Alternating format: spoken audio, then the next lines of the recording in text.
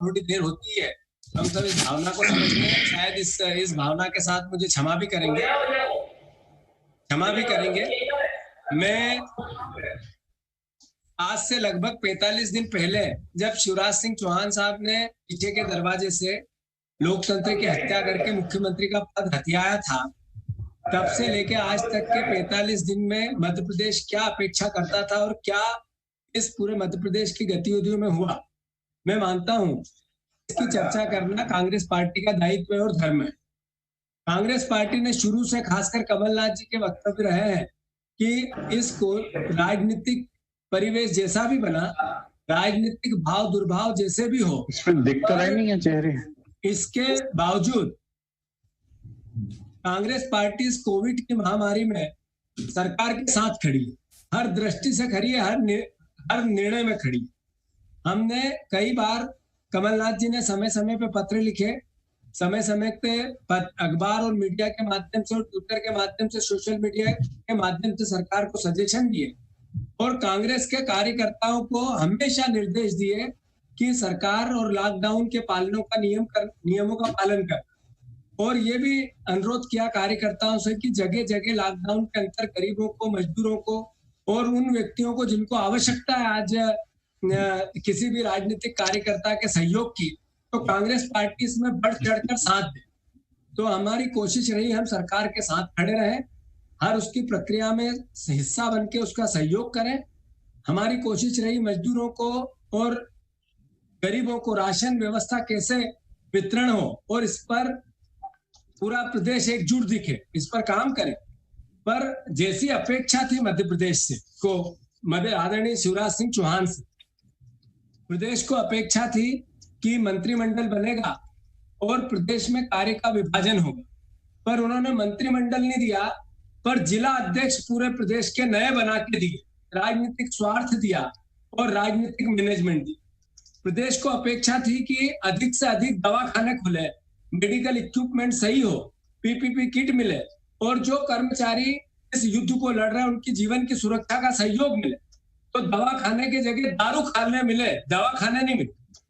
प्रदेश को उम्मीद थी कि इस लॉकडाउन में नागरिकों को छूट मिलेगी, कई प्रकार के सहयोग के साथ, पर नागरिकों को छूट नहीं मिली, पर अपराधियों को छूट मिली, बलात्कारियों को छूट मिली, पुलिस को, किसानों को गोली मारने को छूट मिली। प्रदेश को अपेक्षा थी, उम्मीद थी कि उद्योग धंधे चालू होंगे, पर उद्योग धंधे चालू किसी प्रकार से नहीं हुए ग्रीन जोन में, पर चालू हुआ तो ट्रांसफर उद्योग चालू। आप देखो कि कोई भी ऐसे गैर जरूरी ट्रांसफर, जैसे आरटीओ के ट्रांसफर, जैसे आईपीएस और आईएएस के ट्रांसफर, रोज नरोत्तम मिश्रा के भाई को पद देना है, तुलसीराम सिलावट के भाई को पद देना है, या भारतीय जनता पार्टी के नेताओं को उपकृत करना है, ये प्रोसेस चलती रही। कोरोना की महामारी में इस तरीके से शिवराज सिंह जी ने मैनेजमेंट किया। प्रदेश को उम्मीद रही कि मजदूरों को मदद मिलेगी, पर चुपचाप मजदूरों को मदद नहीं मिली, पर बिना बताए मजदूरों के खिलाफ कानून एक बन गया, जिसमें दमनकारी कानून, जिसमें मजदूरों के और मजदूर संगठनों की कोई भी आवश्यक रूप से जरूरत महसूस नहीं हुई, न विपक्ष से कोई समन्वय महसूस हुआ या कोई कन्वर्सेशन महसूस हुआ। मजदूरों को मदद अलग बात है, पर मजदूरों के खिलाफ कानून बनाना इस सरकार ने प्राथमिकता पे रखा। उम्मीद की जा रही थी कि सरकार, शिवराज सिंह जी किसानों की फसलें खरीदेंगे, कच्ची फसलों का जो फेंकना पड़ रही किसानों का, उनका कोई सर्वे कराएंगे, उसके पर कोई मुआवजे की बात करेंगे, पर यह नहीं हुआ। 7,500 रुपया या 10,000 रुपया पर किसान के खाते में डालेंगे इस खराब दौर में, ये इस सरकार ने नहीं किया। इस सरकार ने किया कि कर्ज माफी जो कमलनाथ जी ने की थी उस पर बैंड लगा दिया, रोक लगा दी और किसानों से पैसे वसूल करना चालू कर दिया। प्रदेश को उम्मीद थी एक दूरदर्शी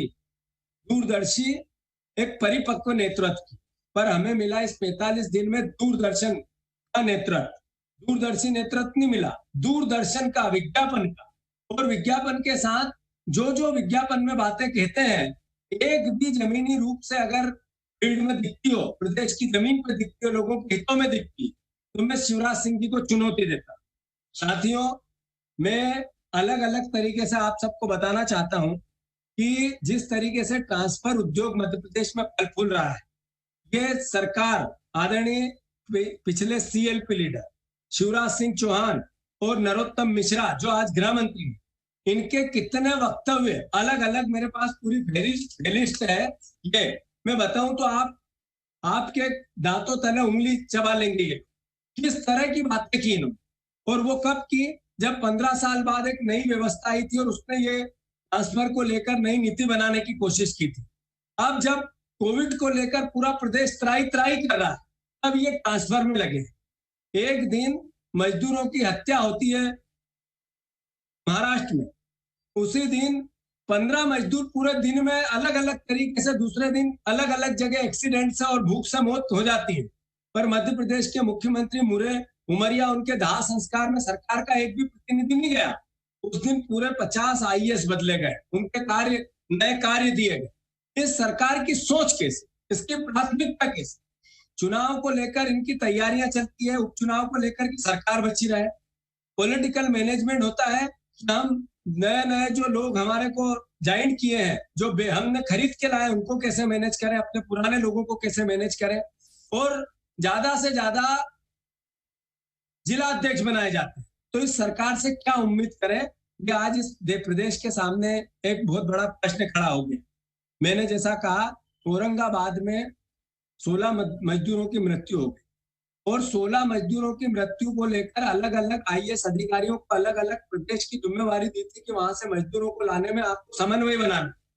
दीप्ति रस्तोगी जो महाराष्ट्र के समन्वय अधिकारी थी, एक वीडियो में सर्वविदित है कि वहां के मजदूरों ने कहा हमने 15 दिन पहले अप्लाई कर दिया था और हमें छूट नहीं मिली, हमें परमिशन नहीं मिली, अगर वो मिल जाती तो वो लोग मरते।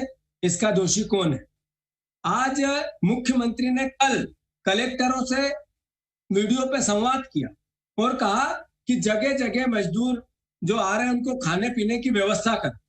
मैं चुनौती देता हूं, कांग्रेस पार्टी चुनौती देती है मुख्यमंत्री जी को आप सबके माध्यम से, कि भोपाल से 10 किलोमीटर 20 किलोमीटर वो चाहे जिस रोड पे चलने, जिस विदिशा जाना हो वहां आवश्यकता हो चले, भोपाल से इंदौर जाना हो तो चले, यहाँ से ग्वालियर जाना हो तो चले, यहाँ से होशंगाबाद जाना हो तो चले, किसी भी नेशनल हाईवे पे जहां पर मजदूरों की आवाजाही है और सरकार ने एक जगह भी खाने पीने का प्रबंध किया है। ये जरूर है, प्राइवेट लोग, अलग अलग राजनीतिक दल के लोग अपने प्रयास कर रहे हैं, और वो होना भी चाहिए इस दौर में, केवल सरकार का काम नहीं है, सबका काम। पर एक सरकार, एक मुख्यमंत्री एसी में बैठकर कितनी बार झूठ बोले, ये उदाहरण इसके लिए महत्वपूर्ण है। आज वो चाहे बंडा हो, चाहे होशंगाबाद हो, चाहे बड़वानी हो, चाहे अलग अलग जगह के कितने ही मजदूर, कम से कम 25 से 26 मजदूर कल और परसों के रोज में अपने शरीर को त्यागे हैं, भूखे प्यासे। जिस रोड पे चले जाओ सैकड़ों की तादाद में वाहन, एक एक वाहन में लॉकडाउन के पालनों का, नियमों का उल्लंघन करते हुए मजदूर आते जाते दिखते हैं। पर इस सरकार की असंवेदनशीलता मैं मानता हूं कि माफ करने योग्य नहीं है, इसलिए कांग्रेस ने अपना धर्म समझा और आप लोगों के बीच में है। एक बात मैं बहुत आखिरी अपनी कह के आप लोगों से प्रश्न उत्तर चालू करूंगा। मैं मानता हूं कि आज जिस तरह के हालात मध्य प्रदेश में बने हैं, आज जिस तरीके के हालात मध्य प्रदेश के कोविड को लेकर सर्वविदित, आज इंदौर हो, उज्जैन हो, खरगोन हो, बड़वानी हो, भोपाल हो, आप देखोगे कि रेड जोन के देश में नंबर 1 स्थिति में आ गए। मैंने बार बार कांग्रेस पार्टी ने मांग की थी कि अपना हेडक्वार्टर मुख्यमंत्री वो इंदौर बना, पर एक बार 45 दिन में मुख्यमंत्री इंदौर नहीं गए, एक बार स्वास्थ्य मंत्री नहीं गया, एक बार गृह मंत्री नहीं गया, सिर्फ और सिर्फ एसी में बैठकर टीवी पे संवाद करके विज्ञापन के माध्यम से प्रदेश को संदेश देते थे। मैं मानता हूं कि 4000 से ऊपर लोग आज संक्रमित हैं और लगभग 200 से ऊपर लोग, 225 लोग, 215 लोग मौत के काल में चले गए 46 दिन के लॉकडाउन में। तो इसका मतलब है कि हमारी सारी व्यवस्थाएं फेल हो चुकी। जो लॉकडाउन के तीसरे चरण में समाज में ये बीमारी फैल गई, जो बिना लक्षण से लोगों में संक्रमित होने लगे, ये भयावह स्थिति मध्य प्रदेश मौत की कगार पे। और मेरा आरोप है, कांग्रेस पार्टी का आरोप है कि ये सरकार ने इस बीमारी को आटो मूठ पे लाके छोड़ दिया है। जो होगा हो जाएगा, हम सिर्फ दिखावा करेंगे। कोई ऐसा प्रयास जो जमीनी स्तर पर इनका 46 दिन में पास हुआ हो तो ये मुख्यमंत्री प्रदेश को बताएं। मैं मानता हूं कि ये इस प्रदेश के लिए दुर्भाग्य है और हम चाहते हैं कि आज भी आगे स्थिति सुधरे। मैं निवेदन करता हूं मध्य प्रदेश के मुख्यमंत्री से कि आप, जरूरी नहीं कि सब व्यक्ति में सारे तरह के गुण, जरूरी है कि जिन गुणों में, जिस व्यक्ति में जिस तरह का गुण है, विशेषज्ञता है, उनसे सलाह मशवरा करें। हमारे प्रदेश का सौभाग्य है कि कमलनाथ जैसे दूरदृष्टि नेता, एक समन्वयवादी नेता, एक पॉजिटिव सोच के नेता इस परिस्थिति में मध्य प्रदेश में है। आप उनके पास जाके आग्रह करके, उनसे बात करके समन्वय के साथ आगे कोई नया विचार, नई नीति, नया प्रोसेस चालू करें। कल अशोक गहलोत ने वहां की विपक्ष की नेता जो सिंधिया परिवार की महारानी पूर्व मुख्यमंत्री थी, उनसे संवाद किया। ऐसे देश में अलग अलग राज्यों में अलग अलग पॉलिटिकल लोगों ने अलग अलग लोगों से सार्वजनिक रूप से संवाद किया। इनको किस बात का डर है? सत्ता आप पिछले दरवाजे से बैठे हैं, चूंकि अब बैठ गए हैं इसलिए हमारे प्रदेश के मुख्यमंत्री हैं। राजनीतिक दुराभाव जब समय आएगा तब लड़ेंगे, चुनाव कब होंगे, कौन जीतेगा, यह सब चलता रहेगा, पर प्रयास कोविड से लड़ने का और मजदूर की जान बचाने का इस समय इस प्रदेश की सरकार को करना चाहिए। कांग्रेस पार्टी मांग करती है कि हर मजदूर के खाते में 7,500 रुपया जल्दी से जल्दी ये सरकार डाले, जो कि केवल मैं पैसे अब इनके खाते में डालेंगे, अब इनके खाते में डालेंगे, इनके खाते में रोज मुख्यमंत्री कहते हैं। मेरा दावा भी है और चुनौती भी है। करोड़ों में तो संख्या बताते हैं कि इनके खाते में डलेंगे, पर किसके खाते में डले आज तक कोई प्रमाण न टेलीविजन पे, न जर्नलिज्म में, न किसी के सामने नहीं आया। एक तरह का ये भी घोटाला है, इसकी भी समय आएगा जब बात करेंगे। पर 7,500 रुपया पर मजदूर, जिसमें हमारा नाई आता है, जिसमें बढ़ाई आता है, जिसमें कढ़ाई आता है, जिसमें सुतार आता है, जिसमें हमारा जो परिवार का साथी है, जो मजदूरी करते हुए किसी न किसी रूप में अपने घर का जीवन यापन करता है, उनके खाते में डलना चाहिए। जैसा कमलनाथ जी ने कहा था कि 10,000 रुपया किसानों के खाते में और खेतीहर मजदूरों के खाते में इमीडिएटली ये सरकार डाले, जिससे एक राहत उस गरीब वर्ग को जो इस महामारी के चपेट में उसको मिले। मैं मानता हूं ये आज की आवश्यकता है और इस सरकार ने इसको पूर्णता की ओर ले जानी चाहिए। मैं आप सबसे अनुरोध करना चाहता हूं कि मध्यम वर्गीय परिवार इसमें सबसे ज्यादा ग्रसित हुए। अब उनके पास भी राशन समाप्त हो गया है। सिर्फ गरीबी रेखा में काम करने आने वाले लोगों को राशन मिले, या राशन कार्ड धारियों को मिले, या राशन कार्ड नहीं है और गरीब है उनको मिले, इससे ऊपर बढ़ के मिडिल और लोअर मिडिल क्लास के लोग जो नौकरी करते हैं 15,000 20,000 की, उनकी भी हालात ठीक नहीं। उनके लिए भी इस सरकार ने कोई कार्य योजना बनानी चाहिए। 1,37,000 संबल के जो कार्डधारी हैं, जिनके पंजीयन हो चुके हैं, जो सरकार ने मूर्त रूप दिया, उनको 7,500 रुपया ये सरकार डाले। साथ ही साथ मेडिकल इक्विपमेंट जो आवश्यकता है, पीपीपी किट हो या सैंपल के लिए किट हो या सुरक्षा के लिए कर्मचारी और अधिकारियों के लिए तो आवश्यक चीज है, उसके लिए इमीडिएटली पालन करें। हम ये भी मानते हैं कि सरकार की आर्थिक स्थिति ऐसी है नहीं, सिर्फ भाषण देने जैसी। तो इस देश के प्रधानमंत्री से शिवराज सिंह जी की हिम्मत नहीं है कि उनसे आंख से आंख मिला के कोई सवाल कर ले या कोई बात कर ले या कोई डिमांड कर, क्योंकि मैं बार बार कहता हूं ये जैसे तैसे मैं पद पे बैठूं उस तरह के भाव के मुख्यमंत्री हमारे मुख्यमंत्री। तो मेरा उनसे आग्रह है, कांग्रेस पार्टी मांग कर कम से कम 50,000 करोड़ की मांग इमीडिएटली देश की सरकार से करो कि हमारे मध्य प्रदेश के हितों का और हकों का हमें दो, हम इस लड़ाई से लड़ सके। अन्यथा 250 लोग मौत के गाल में उतर गए, उसका दोषी कौन है? यह सवाल इस प्रदेश की जनता मुख्यमंत्री से पूछना चाहती है। मैं अपेक्षा करता हूं कि हमारे प्रदेश के मुख्यमंत्री आपके माध्यम से हमारी बात सुनेगी और इस ओर काम करेगी। हम सरकार के साथ थे, हैं और रहेंगे। हर परिस्थिति में सरकार जो निर्णय लेती है, कांग्रेस पार्टी इस महामारी में उनके साथ खड़ी है। हम चाहते हैं राजनीतिक भावना अभी बाहर रहे, इससे हमारा कोई सरोकार नहीं, पर हम इस महामारी में लड़े, इसके लिए हम सरकार के साथ। धन्यवाद। अब एक एक करके आप सबके प्रश्नों के मैं उत्तर दूंगा। मेरे पास पूरा टाइम है। पहला एक मिनट आदरणीय भूपेन गुप्ता जी एक एक का नाम लेके आप लोगों से आग्रह करेंगे। मेरा आप सबसे हाथ जोड़ के निवेदन है कि हम सब मिलकर अच्छी व्यवस्थित मैं पूरे जवाब दे पाऊं, इसके लिए मेरा सहयोग करें। आदरणीय भूपेन गुप्ता जी। जी हरीश देवेकर जी, जी न्यूज से। हरीश जी आप अनम्यूट कर लें अपने आप को। हरीश जी प्रश्न करिए। आवाज आ रही है? हाँ बिल्कुल आ रही है हरीश। आवाज आ रही है जीतू भाई? हाँ बिल्कुल आ रही है। मेरा ये सवाल है कि जिस तरह आपने मांग की है कि सरकार से कि 7,500 खातों में डाले मजदूरों के और 10,000 किसानों के खातों में डाले, क्या आप सरकार में रहे, आपको लगता है सरकार की स्थिति है, आर्थिक स्थिति, क्या पैसा डाल पाएगी, या फिर ये सरकार पे दबाव बनाने के लिए केवल एक राजनीति है आपकी, या वाकई चिंता है किसानों की इनकी?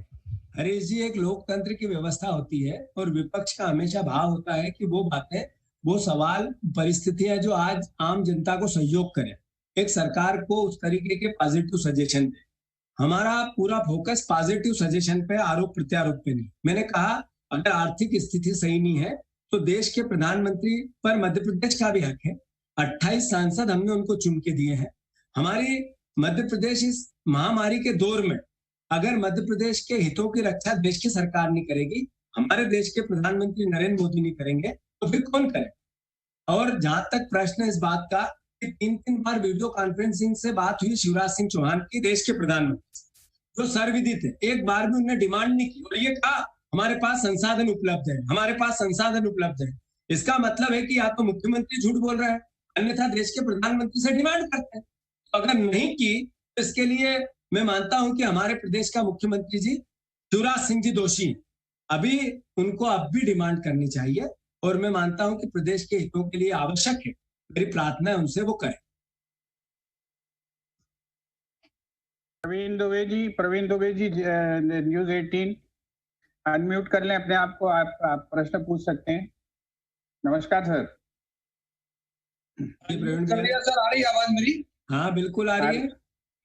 मैं ये पूछना चाह रहा हूँ जीतू जी आपसे कि आपने जो कहा कि ये ठीक है कि सरकार ने इतनी ये सब चीजें नहीं कर पाई, या कहाँ चूक हुई है आपको लगता है मजदूरों को लाने में, उन्हें हैंडल करने में, कोरोना से निपटने में कहाँ चूक कर रही सरकार? नंबर 1 और नंबर 2, जो आपके पीसीसी चीफ लगातार कह रहे हैं कि कांग्रेस के लोगों को भी मदद करनी चाहिए, तो ऐसा कोई प्लान आपने बनाया कि कांग्रेस कैसे मदद करेगी इन मजदूरों को और इन लोगों को जिनको मदद की जरूरत है?